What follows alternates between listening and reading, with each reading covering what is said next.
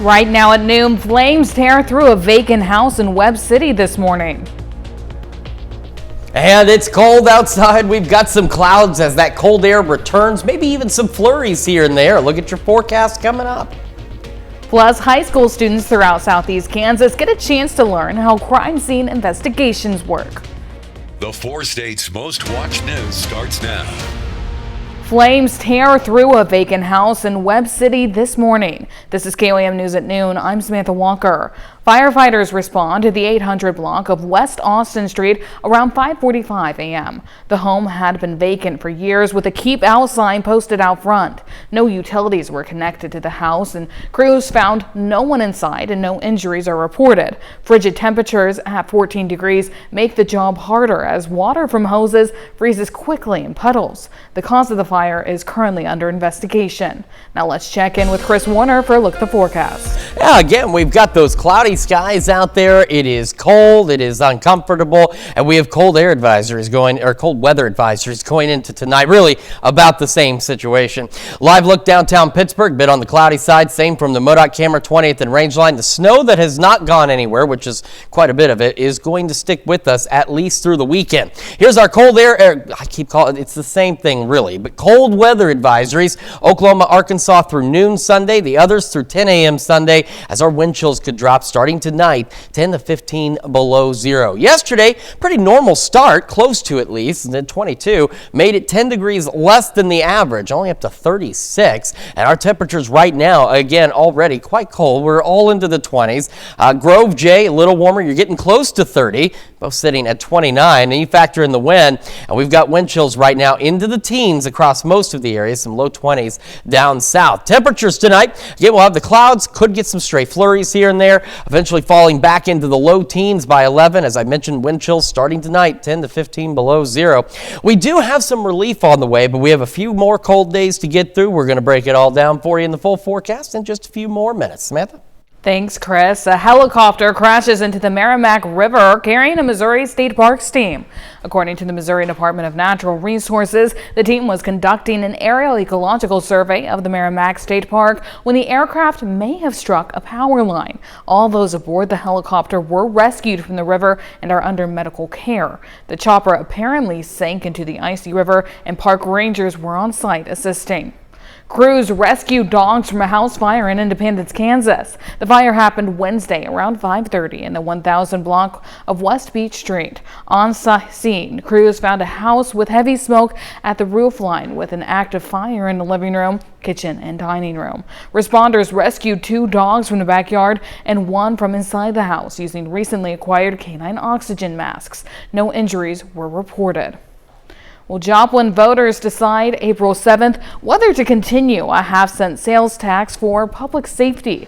City officials say the funding is crucial to retain police officers and firefighters who are leaving for higher-paying departments. The measure would replace the current Prop B tax when it expires in 2027, keeping tax rates the same. The main points is that this tax wouldn't increase taxes at all. It would keep it the same rate that it is right now. It wouldn't go into effect until Proposition B has completed its mission. There are contracts in place to guarantee the benefits to police officers and firefighters if this passes. The tax would support pay increases to already agreed to in union contracts and help Joplin compete for qualified public safety personnel. The Carterville City Council votes to place a 1% sales tax increase called Proposition A on the April 7th ballot. This measure aims to fund crucial infrastructure repairs, especially street paving. If approved, it would generate more than $200,000 annually, allowing the city to maintain streets on a 14-year cycle versus the current 56 years. The tax includes a 10-year sunset, ensuring voter accountability, and would also support drainage, sidewalks, and curbs to improve safety and community growth. Well, Crowder College and Franklin Technology Center signed a new agreement creating a pathway for nursing students. The articulation agreement allows FTC nursing diploma graduates to earn an Associate of Science in Nursing degree from Crowder College. Students must complete all general education requirements for the program. Officials say this is the first agreement of its kind in Missouri. This articulation agreement really provides an additional opportunity for students, a different pathway to continue their education in nursing towards an associate's degree and potentially even beyond to a bachelor's degree. The partnership benefits students in the four-state region who want to advance their nursing careers. Crowder College has similar articulation agreements with several other institutions to help students transfer credits and earn additional degrees. Well, more than 100 high school students throughout Southeast Kansas get a chance to learn how crime scene investigations work. KOAM's Kenny Foreman shows us how the Greenbush Education Center in Girard is opening their eyes to future possibilities. I thought the blood splatter was pretty cool, learning about how they actually learn about it or learn about their suspect, what he does, and the footprints were pretty cool. I like the stuff they use in order to make that happen. Whether it was hearing from industry professionals, chatting with college recruiters, or viewing demonstrations from MSSU criminal justice students, the Greenbush Education Center made sure there was something for everyone. Hands-on is necessary for learning. It keeps them engaged and also gives them real-life experience. All of the kids here today are juniors and seniors in high school, so they're deciding what they want to do for the rest of their lives or for college. Throughout the day, the students got to take part in several hands-on activities, such as foot impressions. We learn from each other. I know I learn from them. It's a great experience for them to see different things in CSI that I didn't know once I got into the program, but I like it and I'm glad to teach to other students too. Of course, it's not unusual for high schoolers to be unsure of what they want to study in college or pursue for a career, but the center hopes many leave feeling inspired to at least consider paths in law enforcement and forensics. I hope they have an excitement for learning, if nothing else, and I hope that they had a good day and kind of learn behind the scenes of what happens at a crime scene. But hopefully today some kids will decide if this is the career path for them or not. And today I hope that they also start thinking about that future and that next step. In Girard, Kenny Foreman, KOAM News. The event is one of several scheduled this year to celebrate 50 years of Greenbush and highlight the resources the center has to offer. Well, coming up, we're hearing from an area mother who was hoping to turn her grief into awareness for gun violence. And later, we're making a 50s style Salisbury steak in the Mr. Food Test Kitchen. We're hearing from an area mother living through every parent's nightmare. The mom of 18-year-old Girard High School football player Adam Bizzari is sharing her grief and her memories of her son. KOAM's Blake Goley spoke with Amy Bizzari. To be honest with you, I don't think I've had a chance to even, it still doesn't feel real. Still feels like he's going to walk through the doors soon. I'm standing in front of the football field here at Girard High School, the same field where Adam Bizzari spent countless hours practicing the sport he loved. And from the stands, his mom would often come to cheer him on. And today she's cherishing those moments as she holds on to the memory of her son. And it was such a joy to have him running around the house. It was totally different because I was used to having girls running around all the time, and everybody, of course, catered to him. He was the baby, he was the boy. Adam's life was tragically cut short on January 9th after police say he was shot and killed by a friend. Very hurt because I know him as well. So I'm hurt. Very hurt. He spent a lot of time here too. Adam knew him since he was probably 8 or 9. As the family prepares for the road ahead, Amy's conflicted on what justice looks like. At this point, I just would like justice. I wasn't the only one that lost a child. I mean, he's going to be gone for life, and he's got to live with this, and he's not going to be with his family, so I know we've lost 2 children. As Amy continues to grieve, she says she's thankful for the support of the Girard community. Reporting in Girard, Kansas, Blake Gully, KOAM News. The next court date for the 17-year-old suspect charged in the fatal shooting is scheduled for February 6th. Well, still to come on KOAM News at noon, Mr. Food. We've all heard the expression that everything old is new again, and that's certainly the case with today's recipe.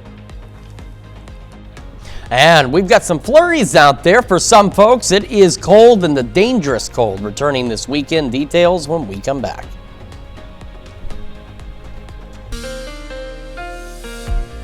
Welcome back to the KOAM News at noon on another very cold day. We got a little bit of melting done this week. We're done with the melting for now, though, as we get back into the bitterly cold temperatures this weekend. Start with a quick look outside in downtown Pittsburgh. It's cloudy. There's snow still out there, and that snow isn't going to go anywhere, at least not for the next few days, as we continue to remain cold. In fact, take a look at Skywatch Storm Tracker. It's showing some light snow. Now, not all of this is actually reaching the ground, but you can see it stretching from our far northern counties back through Emporia, Concordia, and back up into southern Nebraska. But again, not all of it's reaching the ground, and some of it is just in the form of light flurries, but all of it is pushing southeast into the area. So Future Track, this morning tried to hit at it. It's just looking at some of the newest model data, and there's one that actually shows almost this exact shape of snow, but shows it over here. So that's what I'm saying. These are flurries. This is not accumulating snow. It's not something we need to necessarily worry about, but if you see a few flakes fly, that is why. All right, a reminder, cold weather advisories. These are going to continue through at least noon Saturday. Again, most of us here are through 10 a.m. Saturday, but our southern counties through noon.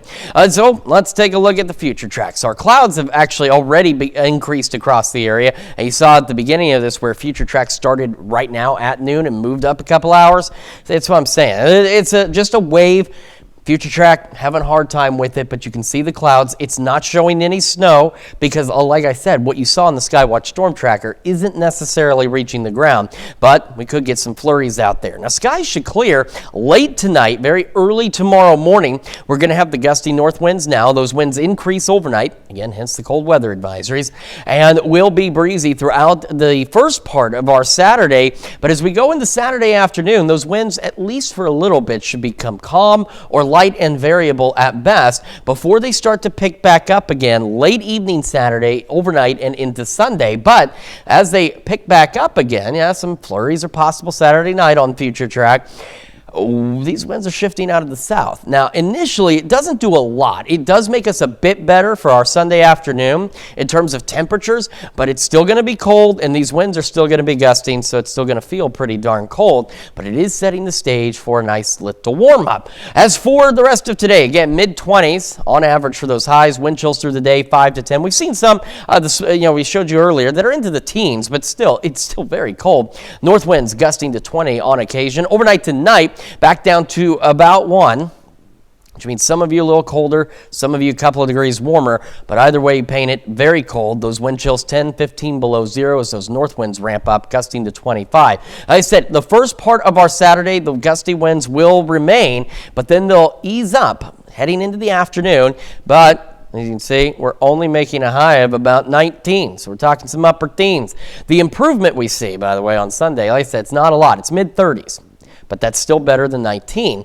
But then we get the real improvement on the way as we roll through the next work week. Take a look at those numbers. They are a nice sight to see, considering how cold it's been. We're into the 40s, maybe even getting close to 60 for some of us by next weekend. And all we've got is just a few rain chances Tuesday into Wednesday morning. So a few more days of, unfortunately, some dangerously cold wind chills.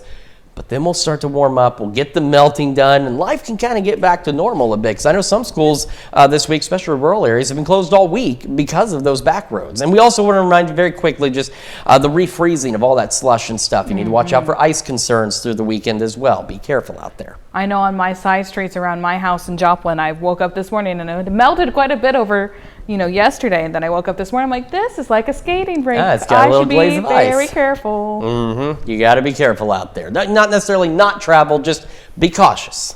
Definitely. Cautious is always better. Well, thanks, Chris. Stick around. We're making a 50s style Salisbury steak in the Mr. Food Test Kitchen. We'll be right back. Salisbury steak is a classic dish that has stood the test of time. Howard is showing us his recipe for a 50s style Salisbury steak in the Mr. Food Test Kitchen. You know we love sharing recipes with you.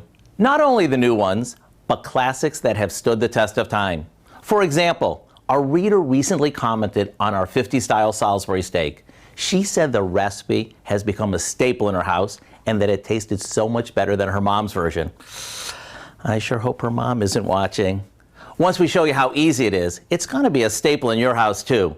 All we do is mix together some ground beef, breadcrumbs, chopped onion, a little parsley, a beaten egg, a few seasonings, and a quarter of a can of cream of mushroom soup. That's going to make it nice and moist. Okay, after it's mixed, we form it into oval patties. And when you're mixing it, make sure you don't overdo it or the meat will get tough. After these are browned, we take them out of the pan, drain off the drippings, and stir in the rest of the soup, a touch of milk, and some sliced mushrooms. Once this warms up, the patties go back in to simmer. And when you serve these with some mashed potatoes to soak up all that saucy goodness, you won't have to ask anyone twice to come to the table. I hope you'll go online to get the recipe for our 50-style Salisbury steak so you can enjoy the comforts of yesterday with the ease of today. I'm Howard in the Mr. Food Test Kitchen, where today we found a classic way for you to say, "Ooh, it's so good." You can find this recipe along with a lot more good food from the Mr. Food Test Kitchen online. Just go to our website at KOAMnewsnow.com. Now here's a look at the 4-state market prices. All right, again, bitterly cold into the weekend. Cold weather advisories through Sunday, as we are going to have wind chills 10 to 15 below zero starting tonight. However, silver lining on the other side, maybe some rain showers Tuesday, Wednesday, but otherwise temperatures warming nicely, 40s, 50s, maybe even close to 60 by next weekend. Well, thanks, Chris. Definitely something to kind of look forward to Yes. temperature-wise. Absolutely. Well, coming up tonight at 5, everyone's pushing protein lately, from the food industry to influencers to the government, and now you can find it in everything from ice cream to coffee. We'll take a look into the protein craze and why doctors say it may not be what your body needs. Plus, we'll learn more about the upcoming bond issue for Miami schools and why leaders say it's needed for their long-term plan, and how one Joplin sourdough maker is using her skills to support those in need. Join us for those stories and more on KOAM News at 5. We've also just learned that actress Catherine O'Hara has passed away recently today.